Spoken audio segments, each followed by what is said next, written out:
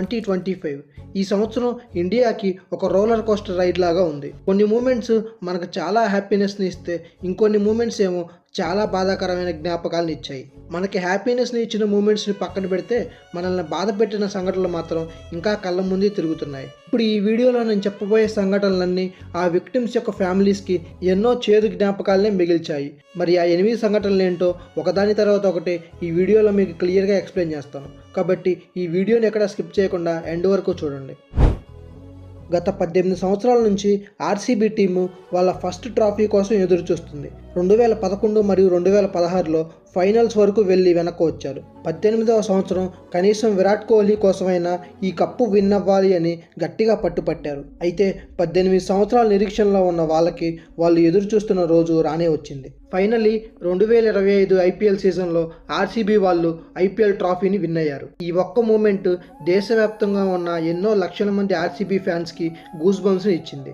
ఆ రాత్రి బెంగళూరు సిటీ మొత్తం ఫైర్ వర్క్స్, సెలబ్రేషన్స్ మరియు ఫుల్ ఎక్సైట్మెంట్తో నిండిపోయింది. కానీ ఆ తర్వాత రోజు ఈ కప్పు విన్ అయిన హ్యాపీనెస్ని సెలబ్రేట్ చేసుకునే లోపే ఆ విక్టరీ ఒక ట్రాజిక్ టర్న్ తీసుకొని ఒక అన్ఫర్గెటబుల్ చాప్టర్ లాగా అయ్యింది.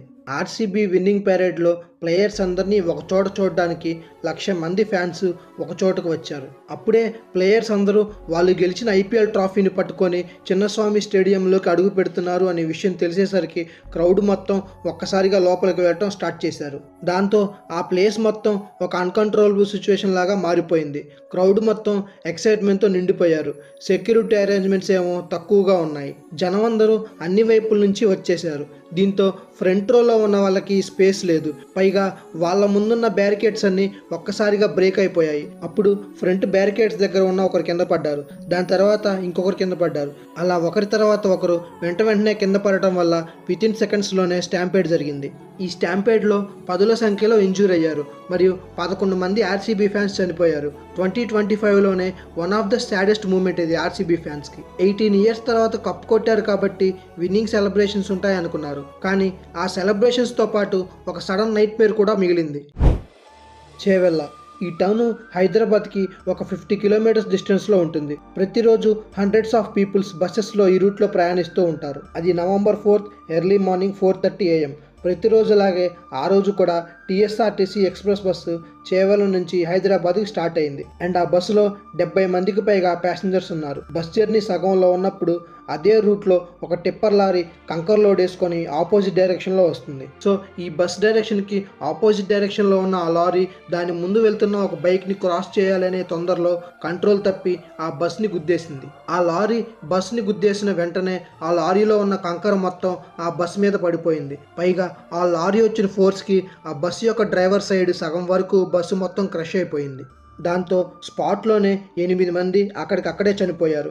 అండ్ ఆ వెంటనే క్రెయిన్ని పిలిపించి ఆ కంకర మొత్తాన్ని పక్కకు లాగి ఒక్కొక్కరిని బయటికి తీశారు. అందరినీ బయటికి తీశాక 30 మంది ప్యాసింజర్స్ ఇంజూర్ అయ్యారు మరియు 20 మంది చనిపోయారు. ఆ రోజు ఒక సింపుల్ జర్నీయే ఒక అన్ఫర్గెటబుల్ ట్రాజడీ లాగా మారిపోయింది. ఈ ఒక్క ఇన్సిడెంట్ 20 మంది కుటుంబాల యొక్క జీవితాలని తలకిందులు చేసింది. ఇండియాలో రోడ్ సేఫ్టీ అనేది ఇప్పటికి కూడా ఒక పెద్ద ఛాలెంజ్ లాగా మారిపోయింది. పైగా ఆ లారీ డ్రైవర్ యొక్క mistakes, over speeding, poor road conditions ఇవన్నీ కలిసి వచ్చేసరికి సెకండ్స్లోనే వాళ్ళ జీవితాలన్నీ తలకిందులైపోయాయి. ఈ ఇన్సిడెంట్ గురించి ఫుల్ డీటెయిల్స్ అన్నీ ఎక్స్ప్లెయిన్ చేస్తూ ఒక వీడియో కూడా చేశాను. ఆ వీడియో లింక్ని కార్డ్స్లో మరియు డిస్క్రిప్షన్లో కూడా ఇచ్చాను. వీలైతే ఒకసారి వెళ్ళి ఆ వీడియో కూడా చూడండి.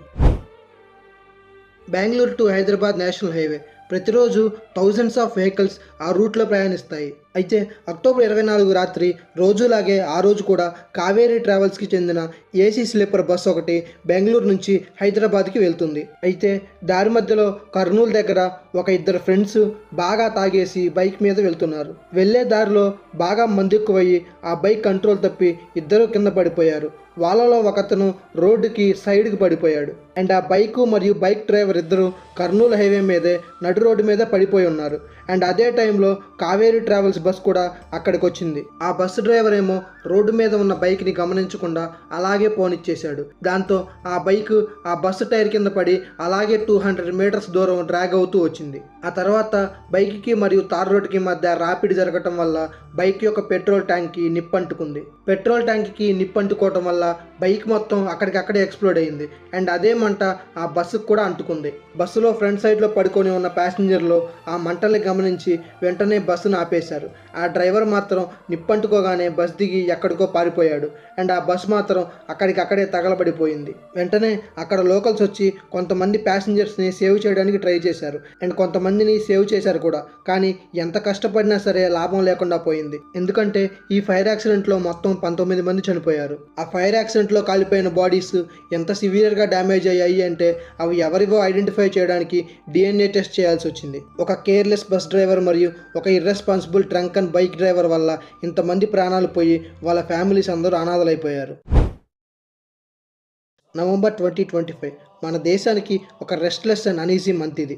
ఎందుకంటే ఈజీగా ఈ ఒక్క మంత్లోనే ఒక 4-5 దారుణాలు జరిగాయి. అయితే ఒక కంట్రీ సేఫ్గా ఉంది అంటే సెక్యూరిటీ, పీస్, సిటిజన్స్ ఇలాంటివన్నీ సేఫ్గా ఉండాలి. కానీ ఈ నవంబర్ మంత్లో మాత్రం వరుసగా ఒకదాని తర్వాత ఇంకొకటి ట్రాజిడిక్ మూమెంట్స్ జరుగుతూనే ఉన్నాయి. సో ఇందులో భాగంగానే నవంబర్ 6న కాశ్మీర్ పోలీసులు కొంతమంది వైట్ కాలర్ టెర్రరిస్టులను పట్టుకున్నారు. ఆ పట్టుకున్న వాళ్ళ దగ్గర పిస్టోల్స్, బుల్లెట్స్, AK-47 గన్స్, రైజిన్ అనే డెడ్లీ పాయిజన్ మరియు వీటితో పాటే 2900 కేజీల అమోనియం నైట్రేట్ని వాళ్ళ దగ్గర నుండి సీజ్ చేశారు. సో ఇదంతా జరిగిన తర్వాత నవంబర్ 9 సాయంత్రం 6:53 ఢిల్లీలోని రెడ్ ఫోర్ట్కి కొంత దూరంలో, అంటే ఢిల్లీ యొక్క మెట్రో స్టేషన్ గేట్ నెంబర్ 1 దగ్గర ఒక I-20 కారులో సూసైడ్ బాంబ్ బ్లాస్ట్ని చేశారు. అండ్ ఈ సూసైడ్ బాంబ్ బ్లాస్ట్లో యూజ్ చేసింది కూడా అమోనియం నైట్రేటే. అయితే ఈ అటాక్లో మొత్తం 15 మంది వరకు చనిపోయారు. అండ్ ఇన్వెస్టిగేషన్ రిపోర్ట్స్ ప్రకారం ఈ బ్లాస్ట్ని చేయడానికి 30 నుంచి 40 కేజీల అమోనియం నైట్రేట్ని యూజ్ చేశారు. అంటే వీళ్ళు యూజ్ చేసిన 30 నుంచి 40 కేజీల అమోనియం నైట్రేట్కే 10 మంది చనిపోతే వాళ్ళ దగ్గర ఉన్న 2900 కేజీల అమోనియం నైట్రేట్ మొత్తాన్ని యూజ్ చేసి ఉంటే 1000 నుంచి 1500 మంది వరకు చనిపోయేవారు. మరియు పోలీసులకు దొరికిన 2900 కేజీల అమోనియం నైట్రేట్ని జమ్మూ అండ్ కాశ్మీర్లోని నౌగాం పోలీస్ స్టేషన్లో స్టోర్ చేసి ఉంచారు.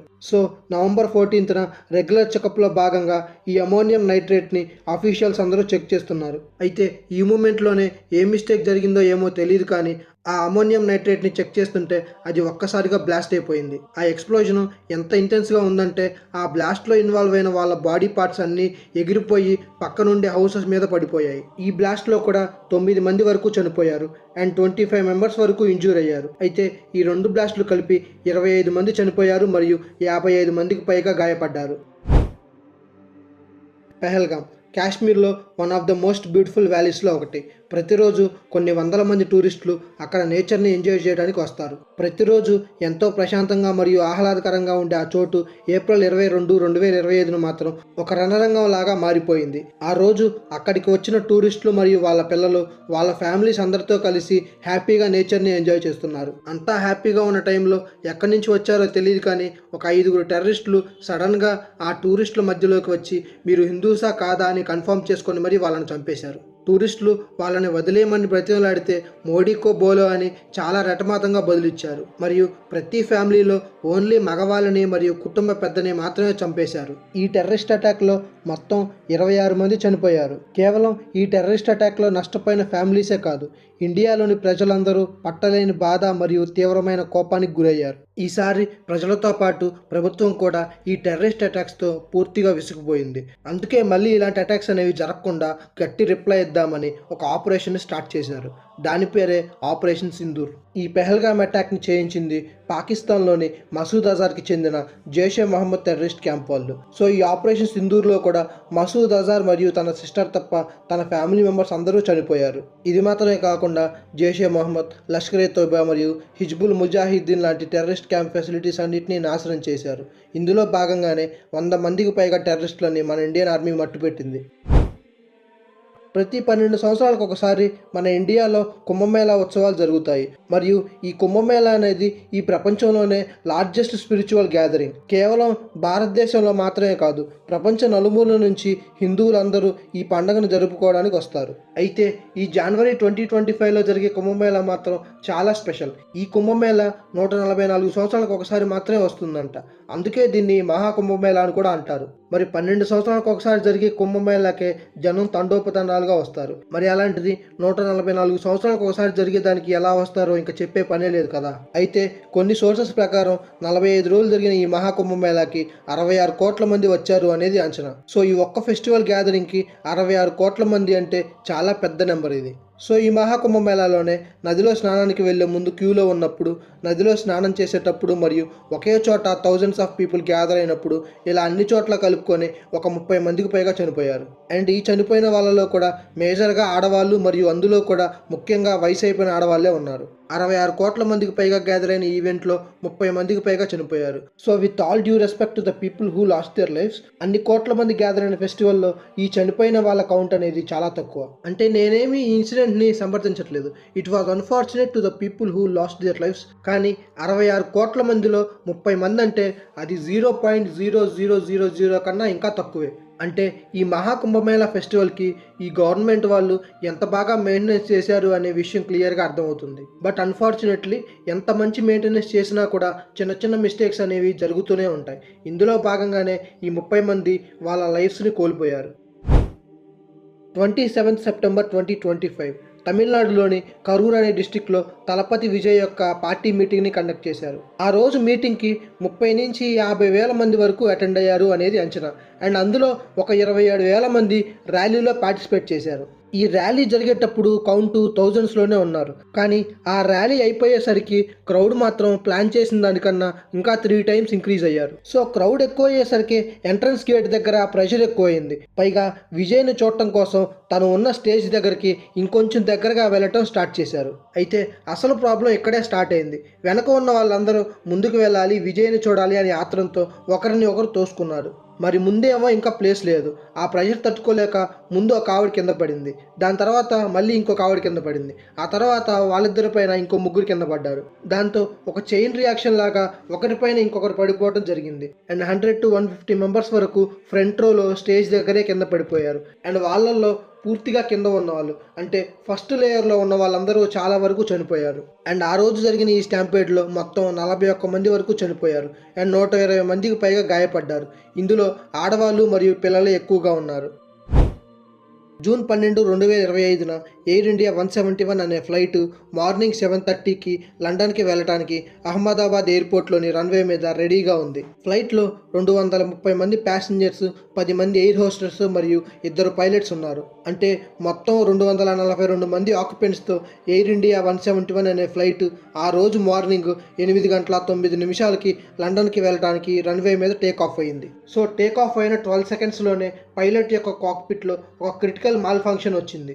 దాంతో ఫ్యూయల్ కంట్రోల్ యొక్క స్విచ్చెస్ అన్నీ అన్ఎక్స్పెక్టెడ్గా కట్ ఆఫ్ అయిపోయాయి. ఆ వెంటనే ఫ్లైట్కి ఉన్న 2 ఇంజిన్స్ వాటి యొక్క పవర్ని ఇన్స్టెంట్గా కోల్పోయాయి. పైలట్ వెంటనే ఫ్లైట్ని కంట్రోల్లోకి తేడానికి కూడా ట్రై చేశాడు. కానీ ఇంజిన్స్ 2 డెడ్ అవటం వల్ల అది వీలు కాలేదు.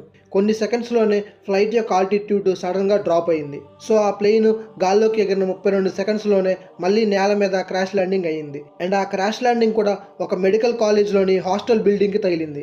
పైగా అది బ్రేక్ఫాస్ట్ టైం అవ్వటం వల్ల ఎంతోమంది స్టూడెంట్స్ హాస్టల్ మెస్లో టిఫిన్ చేస్తున్నారు. అండ్ ఆ టైంలోనే వాళ్ళ మీద ఆ ఫ్లైట్ క్రాష్ ల్యాండ్ అయింది. ఈ ఫ్లైట్ క్రాష్ ల్యాండింగ్ వల్ల అందులో ఉన్న 242 మందిలో 241 మంది చనిపోయారు. మరియు వీళ్ళతో పాటే హాస్టల్ మెస్లో బ్రేక్ఫాస్ట్ చేస్తున్న 19 మంది స్టూడెంట్స్ కూడా చనిపోయారు. అంటే టోటల్గా ఈ అటాక్లో మొత్తం 260 మంది వరకు స్పాట్లోనే చనిపోయారు. సో ఇప్పటి వరకు ఈ 2025 సంవత్సరంలో జరిగిన టాప్ 8 ట్రాజడీస్ని మీరు ఈ వీడియోలో చూశారు. ఇప్పటి వరకు మీరు చూసినవి కేవలం నెంబర్స్ లేదా హెడ్లైన్స్ మాత్రమే కాదు, వాళ్ళ ఫ్యామిలీస్ వీళ్ళతో కలిసి ఊహించుకున్న ఒక జీవితం. ఒక కుటుంబంలో ఒక మనిషి చనిపోవటం అంటే ఆ వ్యక్తి ఈ లోకాన్ని వదిలిపెట్టి వెళ్ళిపోవడం కాదు, ఆ కుటుంబం మొత్తం రోడ్డు మీదకి రావటం. కొన్ని క్షణాల్లోనే ఆ కుటుంబంలోని వ్యక్తుల యొక్క జీవితాలన్నీ తలకిందులైపోతాయి మరియు వాళ్ళు కన్న కలలో మరియు ఊహించుకున్న జీవితం మొత్తం ఒక్కసారిగా వైపౌట్ అయిపోతుంది. అంత పెద్ద కష్టాన్ని తట్టుకొని నిలబడాలంటే దానికి చాలా పెద్ద గుండె ధైర్యం కావాలి. ఎప్పటికీ ఆ దేవుడు కూడా సరిచేయలేని వాళ్ళ మనకు వచ్చిన ఈ కష్టాన్ని తట్టుకొని నిలబడగలిగి ఆ గుండె ధైర్యాన్ని ప్రదర్శించిన ప్రతి కుటుంబానికి పాదాభివందనం చేస్తూ ఈ వీడియోని ఆ ఫ్యామిలీస్కి డెడికేట్ చేస్తున్నాను. సో ఈ వీడియోని ఇక్కడి వరకు చూసిన ప్రతి ఒక్కరూ చనిపోయిన వారి ఆత్మ శాంతించడం కోసం ఓం శాంతి అని కామెంట్ చేయండి. ఈ వీడియో కనుక మీకు నచ్చినట్లయితే లైక్ చేసి మీ ఫ్రెండ్స్ అండ్ ఫ్యామిలీ మెంబర్స్ అందరికీ షేర్ చేయండి. మన ఛానల్ని సబ్స్క్రైబ్ చేసుకోవడం మాత్రం మర్చిపోకండి.